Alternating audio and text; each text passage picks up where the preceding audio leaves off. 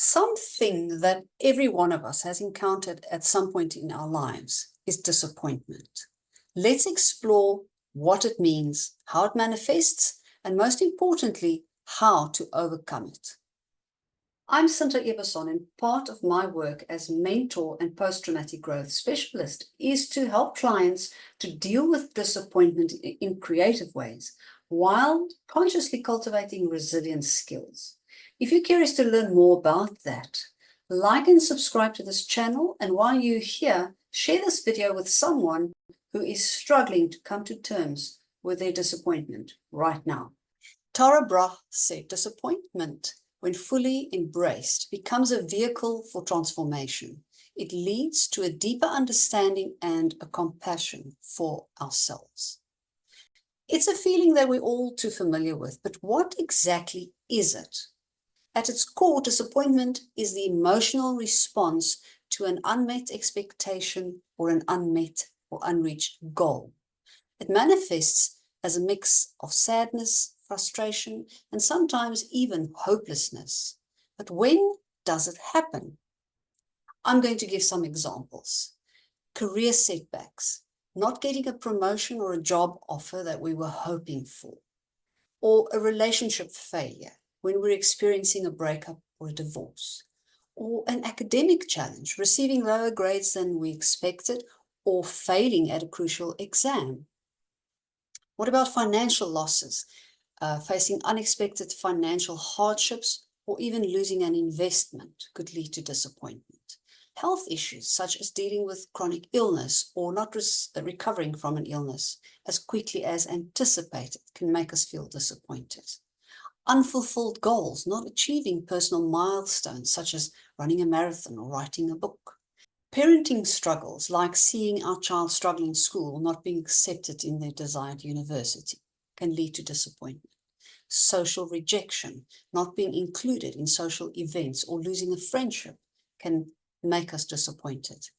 Creative endeavors that are not successful as we had anticipated or as well received can make us disappointed. Life transitions, experiencing dissatisfaction with major life changes like moving to a new city or starting a new job, and unmet expectations.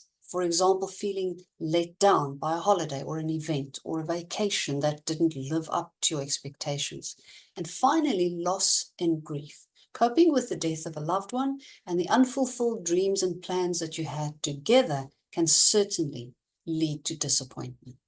As you can see, disappointment can stem from various sources, and the most common signs of disappointment include these: sadness, a lingering feeling of sorrow or unhappiness; frustration, feeling irritated or annoyed by unmet expectations; hopelessness, a sense of despair, feeling that things won't improve; a lack of motivation, which means a reduced drive or enthusiasm to pursue goals; withdrawal, when pulling away from social interactions or activities; fatigue, feeling unusually tired or drained of energy; irritability, which means being easily agitated or quick to anger; self-doubt, questioning one's abilities or one's worth; and even physical symptoms like experiencing headaches or stomach aches or other stress-related ailments.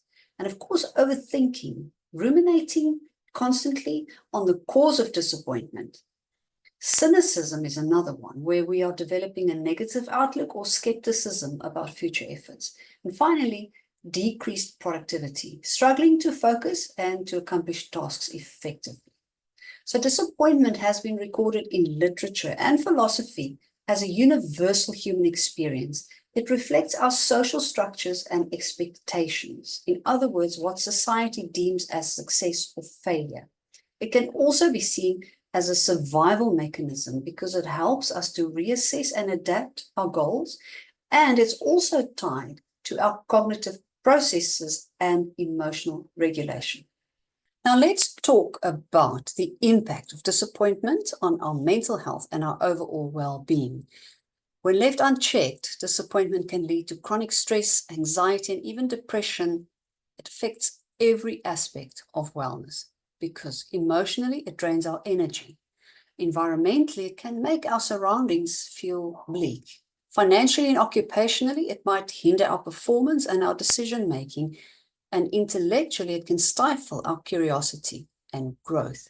Physically, it can manifest as health issues. Socially and within our family life, it can really strain relationships. And spiritually, it might make us question our purpose and even our beliefs. So let me share 3 case studies of clients who faced severe disappointment.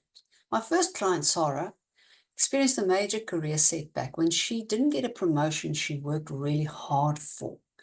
Sarah felt devastated and demotivated, but with guidance, she began to reassess her goals and focus on her strengths. So she eventually found a new role that aligned better with her passions. And then there's John, who went through a painful divorce. He was overwhelmed by disappointment and loneliness. Through counseling and building a strong support network, John learned to embrace his new life and found joy in new hobbies and friendships. And finally, we have Maria, who struggled with a long-term illness that hindered her lifestyle. Her disappointment in her body's limitations was profound.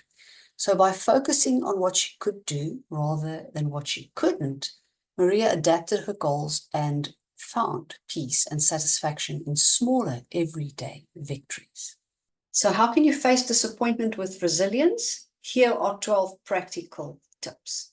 Acknowledge your feelings. So allow yourself to feel and express your disappointment. Reframe your thoughts. Shift your perspective to see the potential for growth. Set realistic goals. Adjust your expectations to be achievable and flexible. And practice self-compassion. Be kind to yourself during tough times. Seek support. This is something you hear me say a lot. Please reach out to friends or family or a professional like myself for help if you need it. Engage in self-care, another thing I also talk about a lot. It's important to prioritize activities that rejuvenate your mind and your body.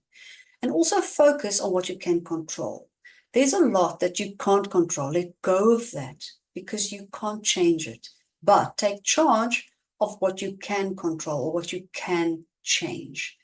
And very importantly, learn from your experience. So identify the lessons in your disappointment so that you can grow from it. Also stay active. You know, physical activity can boost your mood and your resilience. And maintain a routine. This is very, very important. Simple but important because structure can provide stability in uncertain times. You can even keep a journal because writing down your thoughts can help you sometimes to process your emotions. Finally, join a community such as my online Get Up and Grow community, where you can surround yourself with people who are positive and supportive. Remember, disappointment is a natural part of life, but it doesn't have to define you. It's an opportunity to grow and to build resilience. If you're ready to take the next step in your journey towards resilience, then join my Get Up and Grow community. In there, you will find support, resources, and guidance to help you thrive despite of life's challenges and despite the things that disappoint you. So visit our website to learn more and start your journey today.